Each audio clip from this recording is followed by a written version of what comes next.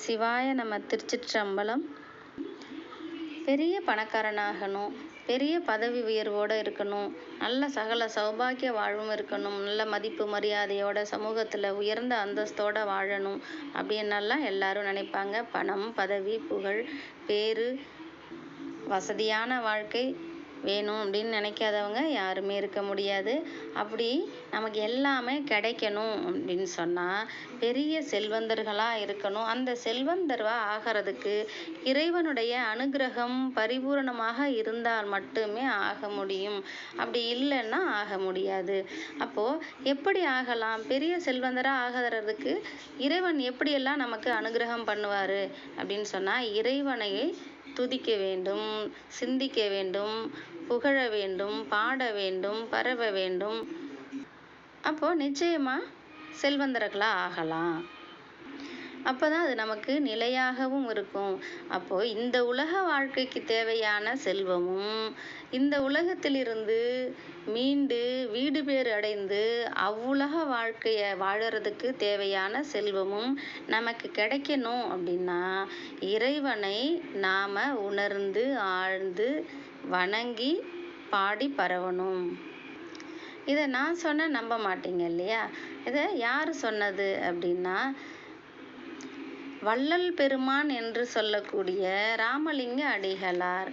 வள்ளல் பெருமான் தன்னுடைய திருவருட்பாவில் 4வது திருமுறையில் ஆளுடைய பிள்ளையார் அருண்மணி மாலை ஏற்றியிருக்கிறார் இல்லையா? அதில் 11வது பாடலில் எல்லா பாடல்கள்லையுமே குறிப்பிட்டிருக்கிறாரு. நான் உங்களுக்கு சொல்கிறது இப்போ 11வது பாடல், அதில் தான் குறிப்பிட்டிருக்காரு. சீரார் சம்பை கவுனியர்தம் தெய்வ மரபில் திகழ் விளக்கே, தெவிட்டாது உளத்தில் தித்திக்கும் தேனே, அழியா செல்வமே, காரார் மிடற்று பவளமலை கண்ணின் முளைத்த கற்பகமே, கரும்பே கனியே என் 2 கண்ணே, கண்ணில் கருமணியே, ஏறார் பருவம் 3ல் உமை இனிய முளைப்பால் எடுத்தூட்டும் இன்பக் குதலை மொழி குருந்தே, என் ஆருயிருக்கு ஒரு துணையே, பேரார் ஞான சம்பந்த பெருமானே, நின் திருப்புகழை பேசுகின்றோர் மேன்மேலும் பெரும் செல்வத்தில் பிறங்குவரே. இதை தான் சொல்லியிருக்காரு. இது எப்படி அப்படின்னா, திருப்புகழை பேசுகின்றோர் மேன்மேலும் பெரும் செல்வத்தில் பிறகுவர்.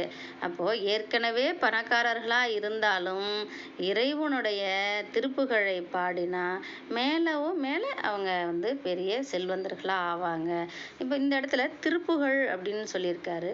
திருப்புகழ் அப்படின்னு சொன்னால் அருணகிரிநாதர் இயற்றிய முருகப்பெருமானை போற்றி பாடக்கூடிய திருப்புகழை மட்டும் சொல்கிறது இல்லை. அதாவது திரு அப்படின்னு சொன்னாலே இறைவன், புகழ்னா அவர்களை போற்றுவது. அதனால தான் இந்த இடத்துல திருப்புகழ்.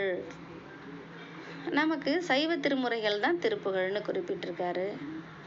வள்ளல் பெருமான் சொன்ன ஞானசம்பந்தருடைய திருப்புகழை பாடுறது இல்லாமல் ஞானசம்பந்தர் ஒரு பதிகம் சொல்லியிருக்காரு. ஒரு பதிகத்தில் எந்த விதமான குற்றங்களும் இல்லாத அடியார்கள்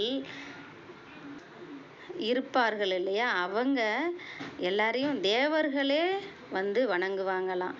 அப்படி இருக்கிறதுனால வானுலகத்தில் இருக்கிற தேவர்களாக இந்த கற்றவர்களை வைப்பார்களாம். அதை தான் குற்றமே இல்லாத குணங்களோடு கூடும் அடியார்களை மற்றவரை வானவர்தம் வானுலகம் ஏற்ற கற்றவன் இருப்பது கருப்பரியலூரேன்னு சொல்லி திருஞான சம்பந்த பெருமான் சொல்லியிருக்காரு.